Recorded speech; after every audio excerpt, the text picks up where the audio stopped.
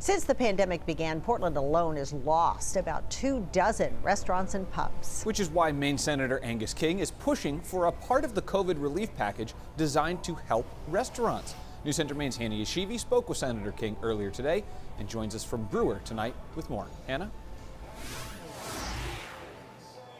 Hi, Chris and Cindy. Business here at Costa's has been up and down. The manager tells me the biggest challenge is the 50-person limit. A grant program that Senator Angus King is supporting could bring much-needed relief to restaurants just like this one. This is something that was obvious to me at the very beginning of this when restaurants along Main Street in Brunswick started either going to carry out only or closing. Brunswick resident Senator Angus King says there are few businesses that have been hurt as badly as restaurants during the COVID pandemic. Jenny Goddard is the manager of Costa's Restaurant and Bar in Brewer. The biggest challenge? The capacity limits. We were not able to seat as many people, even, the busier nights. We have to have people wait. Restaurants in Maine are still restricted to 50 people indoors at any given time, a restriction that pushes some restaurants to the edge. There have definitely been some restaurant closures, which it's really hard to see, and we're not sure if they're going to be able to make it back.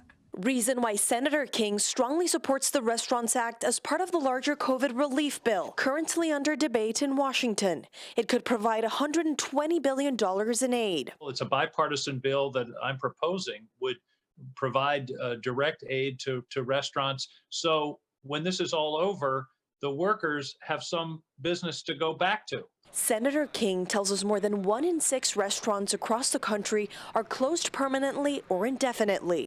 The Director of Government Affairs for Hospitality Maine, Gregory Dougal, says this would be incredible relief to restaurant owners. Because it isn't a loan program that has to be administered, it is a grant program. There are still restrictions on what you can spend it on, but they're nowhere near as great as they are with the PPP program. There's no worry about having to pay it back. Dougal says without this grant, many restaurants may not make it, a significant relief for the restaurant industry. We're ready to go back to normal.